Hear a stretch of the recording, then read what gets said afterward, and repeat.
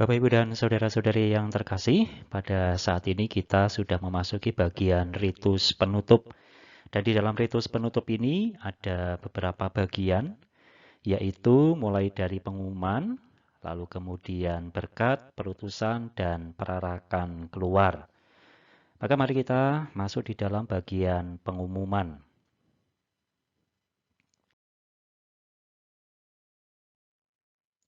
Bagian pengumuman ini ditempatkan sebelum berkat dan perutusan dengan maksud untuk menunjukkan fungsi utama dari pengumuman yaitu perutusan. Maka sebenarnya bagian utamanya adalah soal berkat dan perutusan. Maka pengumuman sebagai bagian tambahan dalam misa-misa tertentu itu tidak selalu ada pengumuman. Pengumuman ini dimasukkan supaya untuk mendukung perutusan berikutnya. Oleh karena itu, tidak semua hal itu bisa diumumkan.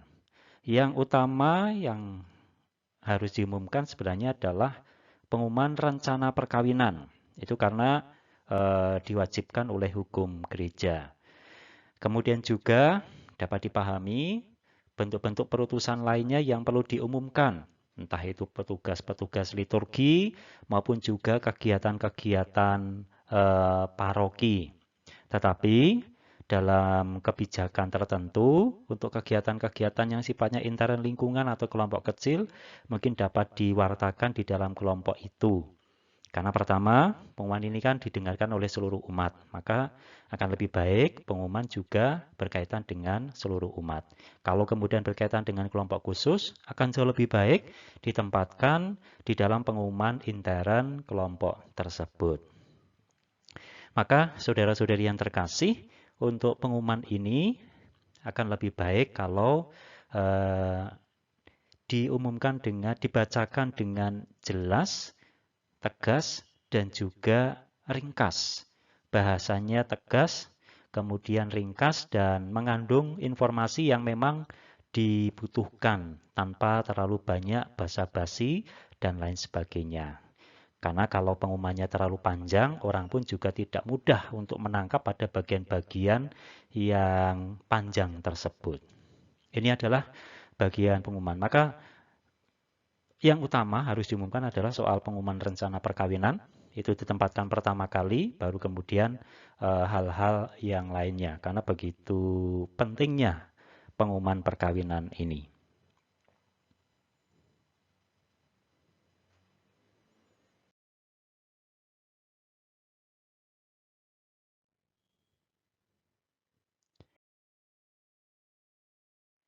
Kemudian setelah pengumuman, umat ketika mendengarkan pengumuman tadi itu duduk mendengarkan.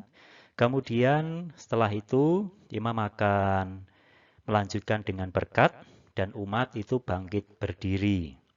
Untuk berkat di dalam TPE 2020 itu hanya ada satu pilihan utama, tetapi ada pilihan-pilihan yang lainnya sebenarnya, tetapi yang utama ini yang saya cantumkan di sini. Rumusannya agak berbeda, tetapi ya sebenarnya sangat mirip juga. Tuhan bersamamu dan bersama rohmu. Kemudian imam melanjutkan, semoga Allah yang Maha Kuasa memberkati saudara sekalian, Bapa dan Putra dan Roh Kudus. Ini adalah rumusan yang sederhana dan ringkas. Dalam tema-tema tertentu itu nanti juga ada beberapa rumusan yang lain, tetapi modelnya hampir sama seperti ini. Allah memberkati saudara, bukan kita. Karena imam ini posisinya sebagai pemimpin upacara, sebagai pemimpin ekaristi. Dan kemudian umat menjawab amin. Berkat ini adalah sebagai sebuah tanda bahwa kita semua disertai Allah di dalam nanti perutusan kita.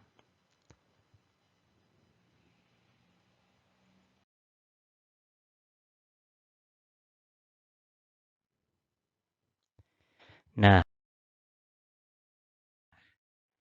saudara-saudari, untuk perutusan sebagai bagian lanjutan dari berkat tadi adalah saat memang di mana kita diajak atau disuruh untuk diutus. Ite misa es. Kata misa itu sebenarnya berasal dari sini. Ite misa es, artinya pergilah kamu diutus. Tapi lama-lama orang mengkaitkannya dengan Ekaristi, itu berarti nama lainnya adalah misa. Ite misa es, pergilah kamu diutus. Perutusan ini untuk menegaskan kepada umat bahwa perayaan Ekaristi tidak hanya berhenti di gereja, tetapi akan berlanjut di dalam kehidupan kita sehari-hari. Maka bekal sabda dan tubuh Kristus itu memampukan umat untuk melakukan apa yang dikehendaki Tuhan di dalam kehidupan dunia. Dan ini adalah bagian dari perutusan Tuhan untuk kita semua. Maka bagian ini adalah juga bagian yang penting, bagian yang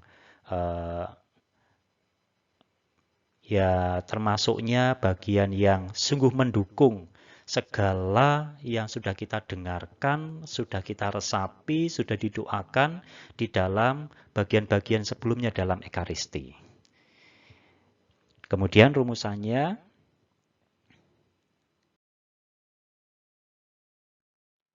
ada empat pilihan di dalam perutusan, rumusannya. Pilihan pertama, saudara-saudari pergilah, misa sudah selesai. Syukur kepada Allah. Nah, ini perlu diingat bahwa dalam TPE 2020 agak berbeda dengan TPE 2005. TPE 2005 itu dalam perutusan itu terdiri dari 2 kali dialog. Tetapi dalam TPE 2020 hanya ada 1 dialog ini. Kalau dalam TPE 2005 itu ada diawali dengan setelah berkat, kemudian saudara-saudari perayaan Ekaristi sudah selesai. Kemudian umat menjawab syukur pada Allah. Kemudian imam melanjutkan, pergilah kita diutus. Kemudian umat menjawab amin. Tetapi dalam TPE 2020 hanya ada 1 dialog. Saudara-saudari pergilah, misa sudah selesai. Jadi yang ada dalam TPE 2005 itu digabungkan jadi 1 dialog. Dan jawaban umat itu syukur kepada Allah. Memang nanti awal-awalnya masih agak kagok. Saya pun juga demikian. Rasanya masih ada sesuatu yang mau saya katakan kepada umat. Karena kurang 1 dialog. Tetapi kita mencoba perlahan-lahan, nanti lama-lama kita terbiasa. Pilihan pertama, saudara-saudari, pergilah, misa sudah selesai. Jawabannya syukur pada Allah. Pilihan yang kedua, saudara-saudari, pergilah mewartakan Injil Tuhan. Kemudian pilihan yang ketiga, saudara-saudari, pergilah dalam damai sambil memuliakan Tuhan dengan hidupmu. Dan pilihan yang keempat, saudara-saudari, pergilah dalam damai. Perutusan ini bukan hanya sekedar basa-basi, tetapi sebagai sebuah perintah, sebagai sebuah bekal untuk perjalanan selanjutnya. Maka ingat, bukan setelah komuni terus pulang, tetapi kita pun juga menyatakan diri bahwa kita yang sudah dibaptis, sudah mendapatkan krisma, siap untuk diutus. Ini adalah bagian dari pelaksanaan itu semua. Ini pun juga dilaksanakan dengan tetap berdiri sampai nanti setelah perarakan itu selesai.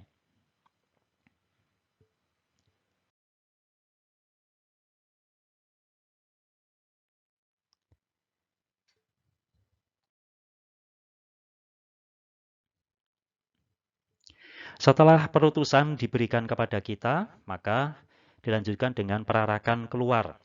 Imam akan menghormat altar dengan menciumnya seperti di awal misa. Hanya saja bedanya kalau ketika akhir ini yang utama untuk mencium altar hanya imam selebran.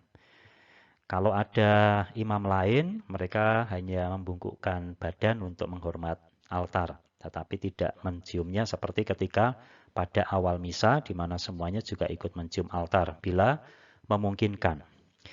Imam mencium altar, meja altar, dan kemudian turun dari panti imam dan menghormat panti imam seperti pada waktu awal tadi, awal perayaan Ekaristi, dan kemudian berarak menuju ke sakristi. Kemudian untuk urutannya juga hampir sama, tetapi biasanya sebagian besar perarakan keluar itu tidak menggunakan pendupaan, kecuali kalau habis itu mesti ada acara pemberkatan dan lain sebagainya. Tapi dalam kebiasaan itu tanpa ada dupa. Oleh karena itu yang paling depan bila tidak ada pendupaan, yang paling depan adalah misdinar, pembawa salib, dan juga lilin bila ada, kemudian misdinar lainnya, kemudian petugas liturgi lainnya, dan imam. Nanti bisa menyesuaikan, kalau tidak ada salib ya yang penting ada misdinar itu berada di paling depan. Perarakan ini dapat diiringi nyanyian atau iringan. Kalau tidak ada nyanyian, bisa dengan iringan. Kalau tidak, juga bisa dalam keheningan. Nah, saudara-saudariku yang terkasih, lagu iringan ini bisa berkaitan dengan tema, tetapi kalau bagusnya memang berkaitan dengan perutusan, supaya untuk menggugah kita untuk melaksanakan perutusan kita selanjutnya. Tapi bisa pula disesuaikan dengan tema, atau mungkin juga dengan yang sudah disediakan di Madah Bakti atau puji syukur pada bagian perarakan keluar atau bagian penutup.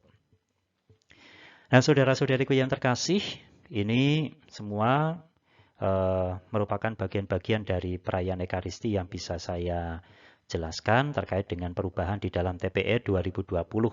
Tetapi ini hanya bagian-bagian kecil saja sebenarnya perubahannya. Yang utama dari katekese ini adalah pemahaman tentang bagian Ekaristi tersebut. Semoga ini dapat membantu kita di dalam melaksanakan perayaan Ekaristi dengan semakin meresapi, semakin menghayati, dan juga semakin mendalam. Maka selamat untuk terus-menerus berekaristi, mencintai Ekaristi sebagai sumber dan puncak kehidupan kita sebagai anak-anak Allah, dan juga sekaligus sebagai kecintaan kita kepada Tuhan Yesus yang juga mengasihi kita dengan mengorbankan dirinya di dalam altar perjamuan. Berkah dalam dan selalu sehat semuanya.